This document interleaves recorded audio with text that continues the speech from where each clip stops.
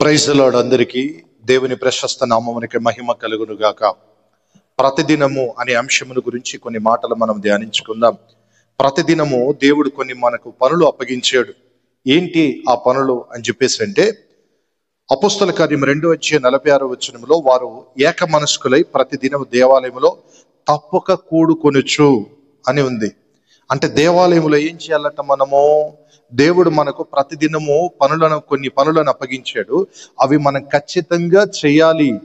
అయితే వాక్యం సెలవిస్తుంది. మొదటి మాటగా అపోస్తలు 2:46 చూస్తే, వారు ఏక మనస్కులై ప్రతి దినము దేవాలయంలో తప్పక కూడుకొనుచు అని ఉంది. మనం దేవాలయంలో ఏం చేయాలంటే ప్రతిరోజు కూడుకోవాలండి. దేవుని స్తుతించటానికి, ఆరాధించటానికి, మహిమపరచటానికి, దేవుని ఘనపరచటానికి మనం ఏం చేయాలంటే ప్రతిదినము దేవుని మందిరములో మనము కూడుకోవటము ప్రారంభించాలి. వాక్యం సెలవిస్తుంది. ప్రతిదినము దేవుని మందిరములో కూడుకోవటము అనేది తప్పకూడదు అని ఉంది. కనుక ఈ రోజు నుంచి మనం ప్రతిదినము దేవుని మందిరములో కూడుకోవటానికి ఇష్టపడాలి. రెండవదిగా చూడండి, పరిశుద్ధ గ్రంథములో కీర్తన 88:9 చూస్తే, బాధ చేత నా కన్ను క్షీణించుచున్నది, యెహోవా ప్రతిదినము నేను నీకు మొరపెట్టుచున్నాను, నీవు నా వైపు చేతులు చాపుచున్నావు. చూడండి, ప్రతిదినం అట మనం ఏం చేయాలా? మొరపెట్టాలి. దేవుని సన్నిధానములో మొట్టమొదటిగా మనం కూడుకోవాలి. రెండోదిగా ప్రతిదినం దేన్ని ఏం చేయాలి? మనము మొరపెట్టాలి, అంటే ప్రార్థన చేయాలి. ప్రతిదినము దేవుని మందిరములో మనము ప్రార్థన చేయాలి. ఇక మూడవదిగా చూసినట్లయితే, అపోస్తల కార్యము 5:42 మీరు చూస్తే, ప్రతిదినం దేవాలయములో ఇంటింట మానక బోధించుచు క్రీస్తును ప్రకటించాలి. మనం ఏం చేయాలా? ప్రతిదినం క్రీస్తును ప్రకటించే విషయంలో మానుకోవద్దట.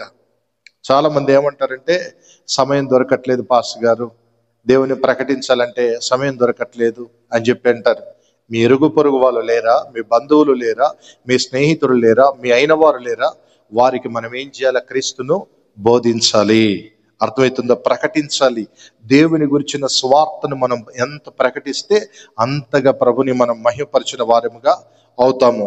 తర్వాత చివరిగా చూడండి, చివరిగా లూకాసు వార్త 9:23 మరియు ఆయన అందరితో ఇట్లు అనెను, ఎవడైనను నన్ను వెంబడింపగోరిన ఎడల తనకు తాను ఉపేక్షించుకొని ప్రతిదినం తన సెలవునెత్తుకుని నన్ను వెంబడించాలి. తనకు తాను ఉపేక్షించుకొని అంటే అసహించుకోవటం. ఉపేక్షించుకోవటం అంటే ఏంది? అసహించుకొని దేవుణ్ణి ప్రతిదినం మనము ఏం చేయాలి? వెంబడించాలి. అర్థమవుతుందా? నీకున్న సమస్యలో, ఇరుకులో, ఇబ్బందులో, బాధలో, ఆర్థిక విషయాలు, లావాదేవీలు దేని గురించి కానీ పట్టించుకోవటం కాదు. కానీ ప్రభు అంటున్నాడు, నన్ను వెంబడింపగోరువారు, ప్రతిదినము నన్ను వెంబడించువారు తన సిలువను ఎత్తుకుని, సిలువ అనగా శ్రమలకు సాదృశ్యం.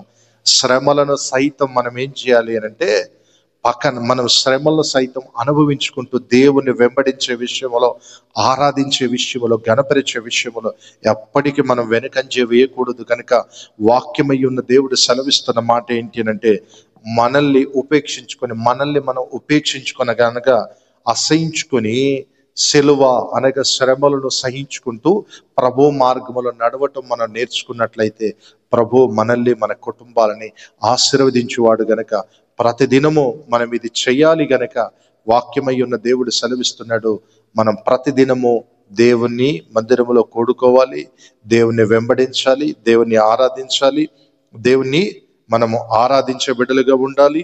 అలాగే దేవుని మహిమపరిచే వారిగా ఉండాలి.